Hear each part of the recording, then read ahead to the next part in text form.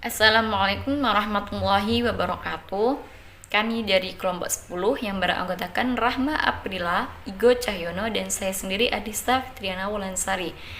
Kami akan menjelaskan materi tentang kalender Islam internasional. Langsung saja ke poin A, yaitu pemikiran para tokoh tentang penyatuan kalender Islam internasional. Yang pertama ada pemikiran Muhammad Ilyas, yaitu salah satu tokoh yang gigih dalam memperjuangkan upaya penyatuan kalender Islam internasional. Dan beliau ini seorang atmosfer dan astronomi dari Malaysia. Beliau mengemukakan bahwa dalam rangka mewujudkan penyatuan kalender Islam internasional, maka kajian ilmiah harus dilakukan dengan data-data empiris yang diperoleh dari fenomena alam atas dasar kajian astronomi. Dan Muhammad Ilyas ini mempunyai dua gagasan. Yang pertama, hisab imkan ar-ru'yat, yang sekaligus untuk menemukan garis tanggal komariah antar bangsa. Hisab ini harus dilakukan di berbagai tempat di belahan dunia untuk menemukan titik-titik imkan ar-ru'yat. Dan yang kedua yaitu garis tanggal komariah antar bangsa. Garis tersebut dihubungkan antar wilayah guna mendapatkan keseragaman hilal. Dan selanjutnya yang kedua yaitu pemikiran Muhammad Odeh. Nama lengkapnya yaitu Insinyur Muhammad Syaukat Audah, yang beliau mengatakan berasal dari Nablus, Palestina, dan lahir di kota Kuwait pada tanggal 6 Maret 1979. Salah satu persoalan yang perlu untuk diselesaikan berkaitan dengan usaha penyatuan kalender Hijriah adalah pilihan atas prinsip penyatuan matlak. Matlak sendiri dalam istilah falak adalah jangkauan terlihatnya hilal, atau dengan kata lain matlak adalah batas geografis keberlakuan ru'yat. Prinsip penyatuan matlak yang selama ini dikenal adalah penyatuan matlak regional dan penyatuan matlak global.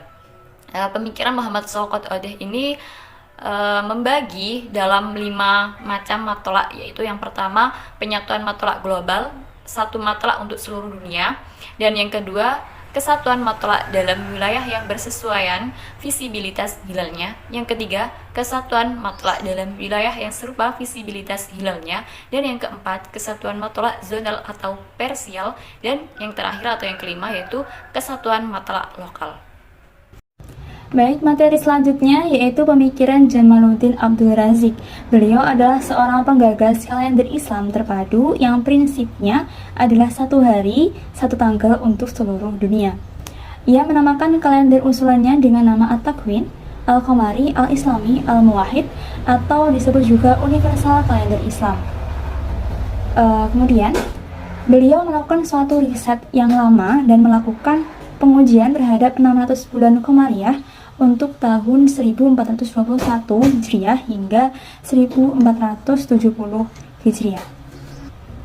Dan hasil dari suatu riset tersebut adalah bahwa beliau mengusulkan suatu sistem kalender Komariah Islam internasional yang ia namakan dengan At-Takwin Al-Qamari, Al-Islami, Al-Muwahhid, atau disebut juga kalender Komariah Islam Unifikatif. Ada 3 prinsip dasar untuk dapat membuat suatu kalender Komariah internasional ini. Yang pertama yaitu prinsip hisab.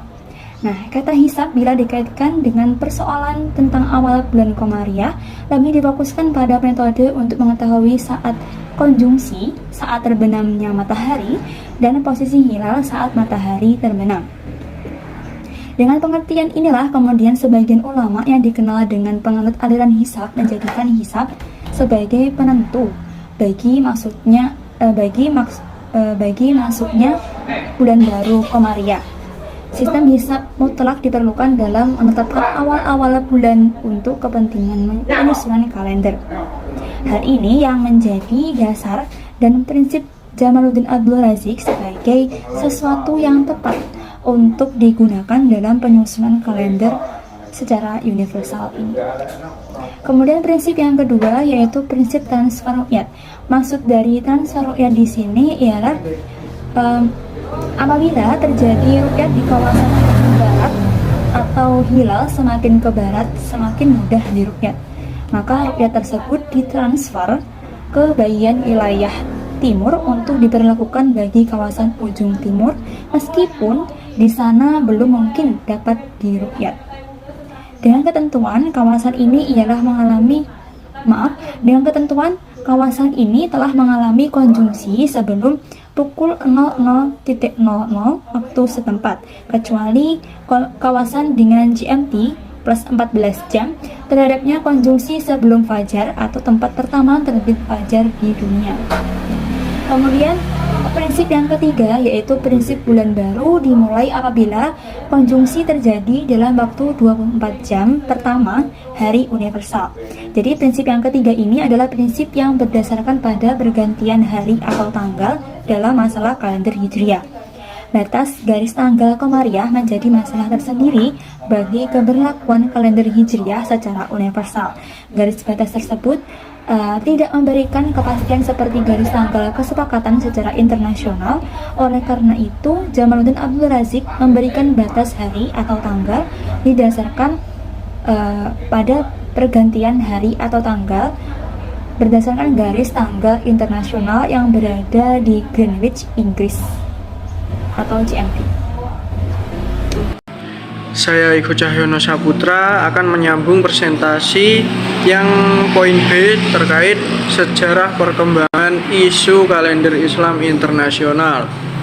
Wacana penyatuan kalender Islam internasional ini ramai diperbincangkan pada akhir abad 20. Penyatuan kalender Islam adalah usaha penyelarasan kalender Hijriah yang berkembang di dunia Islam menjadi satu sistem waktu global berupa dari sistem penyatuannya.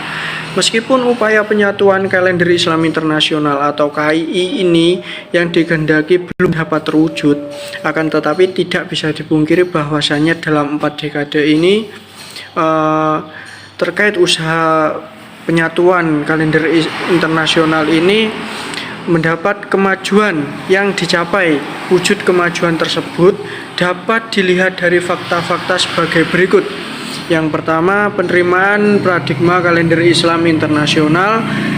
Pada fase ini, paradigma kalender Islam internasional antara bangsa mulai terbentuk di dunia Islam, meskipun paradigma yang dijiwai oleh penerimaan pada hisab imkan ru'yat untuk penentuan awal bulan Komariah belum diterima secara bersama.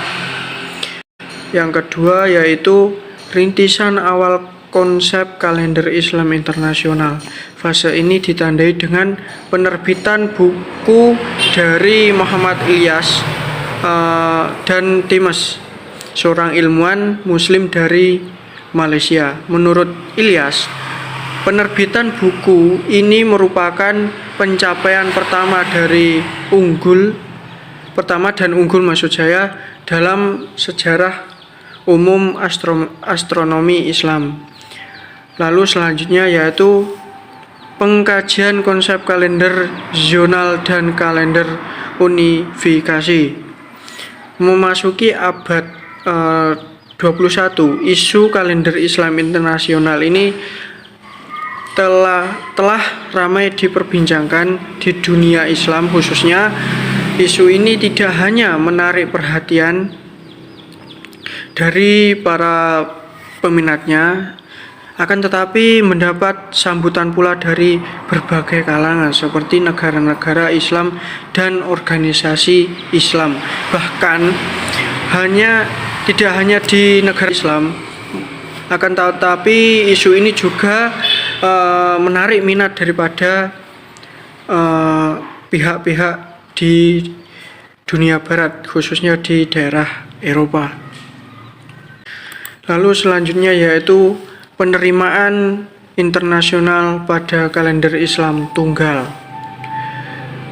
Perkembangan terbaru dalam isu penyatuan kalender Islam terjadi pada tanggal 28 sampai 30 Mei 2016 atau 21 sampai 23 Sya'ban tahun 1437 Hijriah, yakni pada Kongres Internasional Penyatuan Kalender Islam di Istanbul, Turki. Hal menarik pada kongres ini adalah adanya isu atau diisukannya dua konsep kalender Islam internasional oleh Scientific Community, yaitu tim yang dibentuk jauh-jauh hari sebelum adanya kongres atau persidangan ini diperlanjutkan, yang mengkaji terkait konsep-konsep kalender yang berkembang dan usulan-usulan kalender yang diajukan sebelum adanya kongres. Berarti